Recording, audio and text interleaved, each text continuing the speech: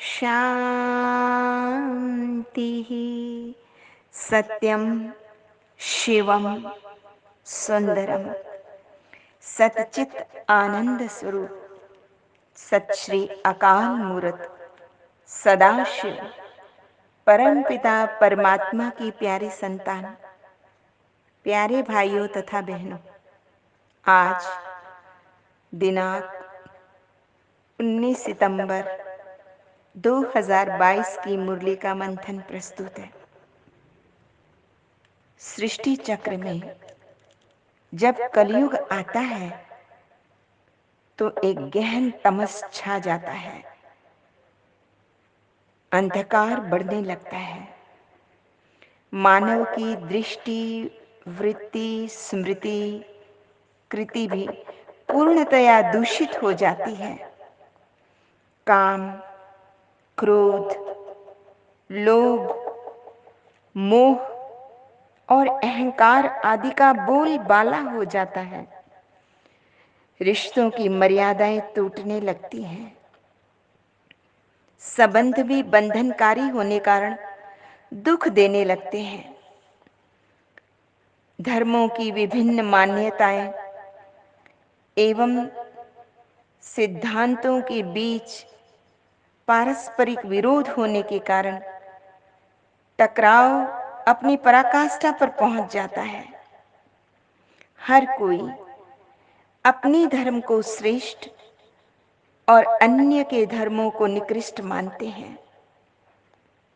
भाषा, जाति, समाज, वर्ण, संप्रदाय, इन सब के कारण भी समाज के टुकड़े टुकड़े हो जाते हैं।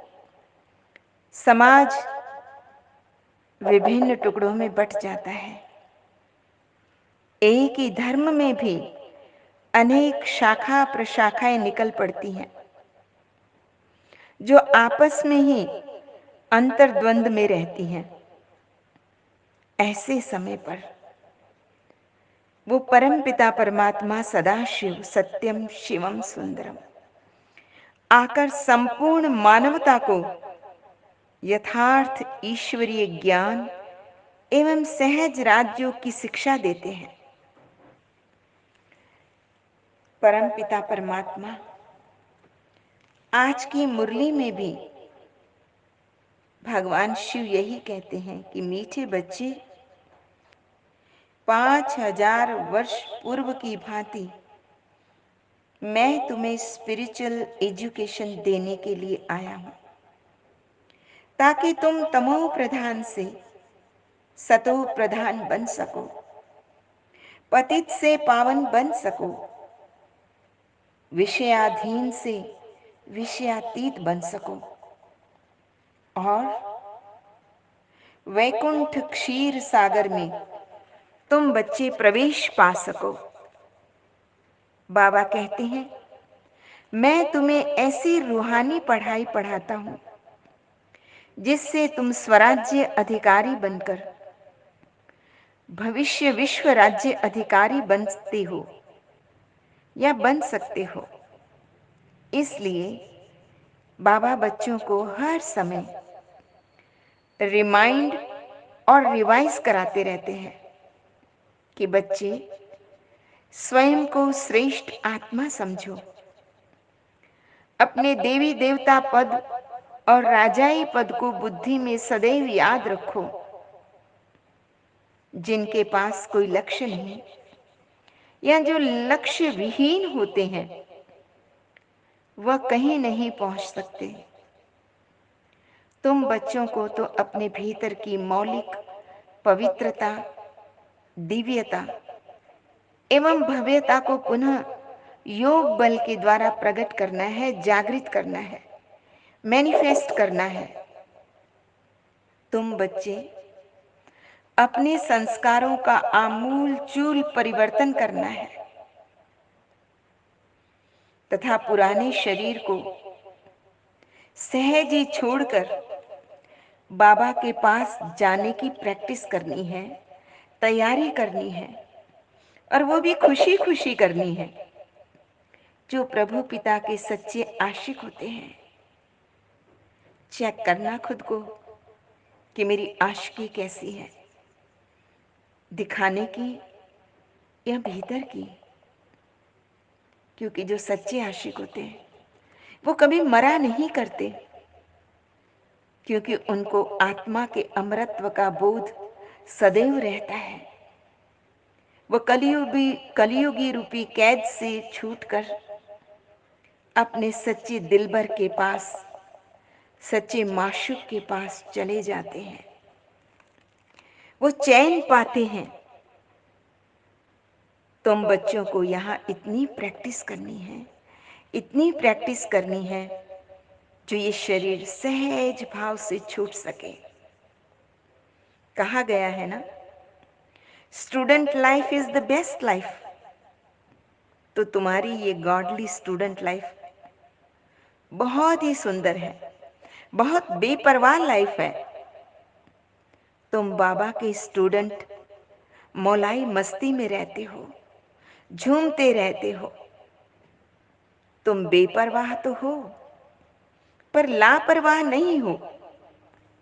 इसलिए तुम्हें एक रस स्थिति रखनी है, हर प्रकार के द्वंद्व से ऊपर उठना है।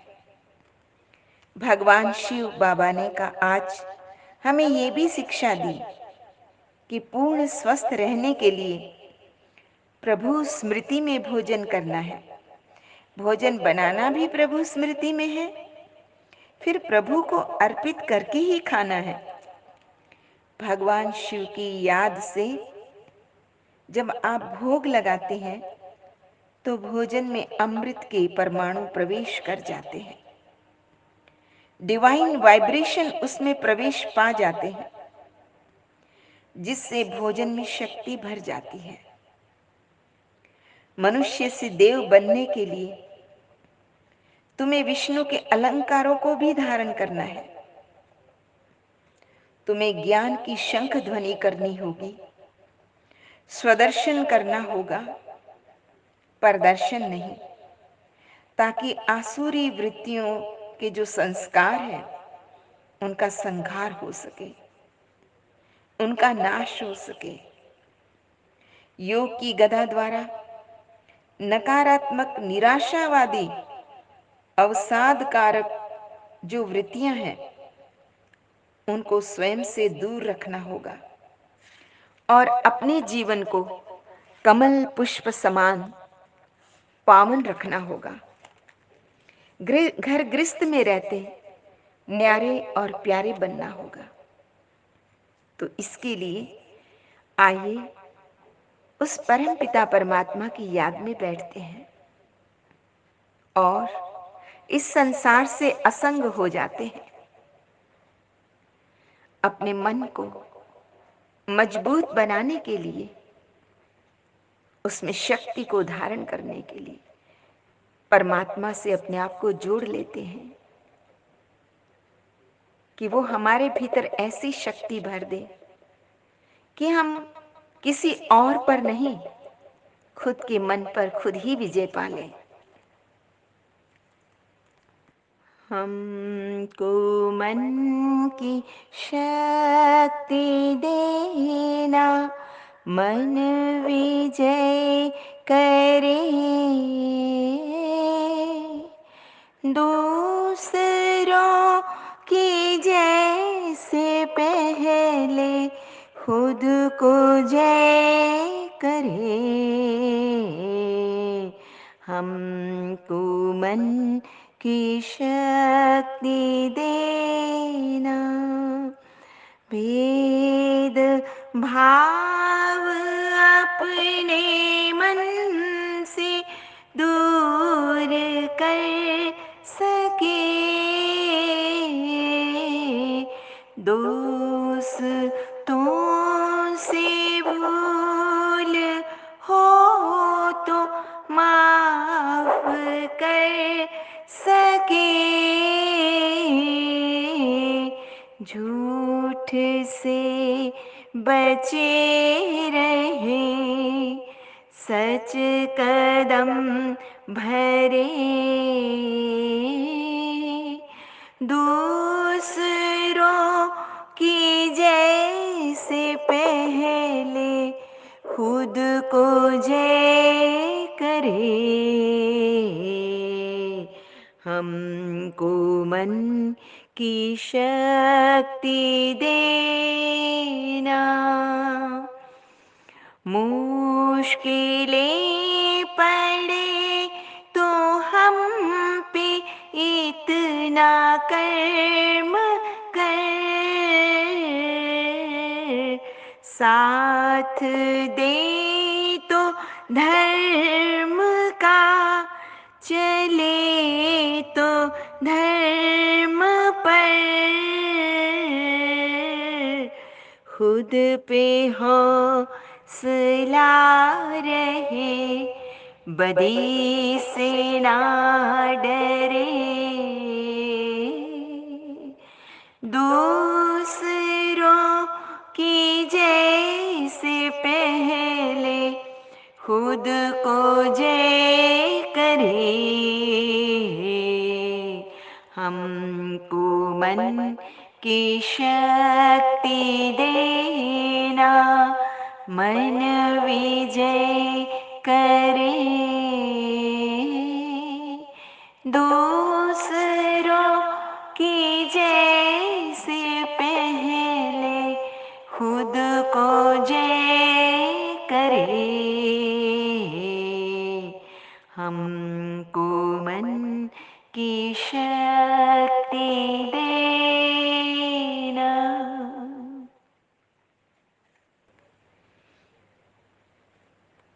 आज का वरदान है, ब्राह्मण जन्म की विशेषता को नेचुरल नेचर बनाने वाले सहज पुरुषार्थी भव। बाबा ने कहा, जैसे किसी का जन्म राज परिवार में होता है तो उसे बार बार वो स्मृति रहती है या स्मृति में लाते हैं कि मैं राजकुमार या राजकुमारी हूं। चाहे कर्म उनकी रुचि के कारण विभिन्न हो या साधारण भी हो, लेकिन अपने जन्म की विशेषता को नहीं भूलते हैं। ऐसे ब्राह्मण जन्म ही विशेष जन्म है, तो जन्म भी श्रेष्ठ, धर्म भी श्रेष्ठ, कर्म भी श्रेष्ठ है। इसी श्रेष्ठता अर्थात विशेषता की जीवन में स्मृति में नेचुरल रहें तो सहज पुरुषार्थी बन जाएंगे। विशेष जीवन वाली आत्माएं कभी साधारण कर्म नहीं कर सकती। अपने कर्मों पर विशेष अटेंशन देना है कि मैं संसार की स्टेज पर स्थित हूं, मैं जो करूंगा मुझे देख अन्य भी वैसा करेंगे, तो श्रेष्ठ कर्म करना ये मेरी रिस्पॉन्सिबिलिटी है, इसे हमें नहीं भूलना है। आज का स्लोगन है, डबल लाइट रहना है तो विघ्न विनाशक बनो। क्यों इस साधना के मार्ग में विभिन्न प्रकार के परिस्थितियां आती रहती हैं, कुछ बाहरी तो कुछ भीतरी द्वंद्व भी आता है, संस्कार भी आते हैं, तो उन सब का सामना करना है। बाबा ने कहा, ये जो विघ्न आते हैं उनका नाश करो, उनको अपने रास्ते से हटाओ, तो डबल लाइट बन जाओगे, सहज ही बन जाओगे। अच्छा, मीठे मीठे सिकिलते बच्चों प्रति माता पिता बाप दादा का याद प्यार और गुड मॉर्निंग। रूहानी बाप की रूहानी बच्चों को नमस्ते। हम रूहानी बच्चों की रूहानी माता पिता बाप दादा को याद प्यार, गुड मॉर्निंग और नमस्ते। सदा रहो हंसते, कहीं नहीं फंसते, बन जाओ फरिश्ते, बांध लो अपने बसते, चलो प्रभु के रास्ते। वाहेगुरु जी का खालसा, वाहेगुरु जी की फतेह। बोल साचे दरबार की जय। लोका समस्ता सुखिनो भवन्तु लोका समस्ता सुखिनो भवन्तु। लोका समस्ता सुखिनो भवन्तु। ओम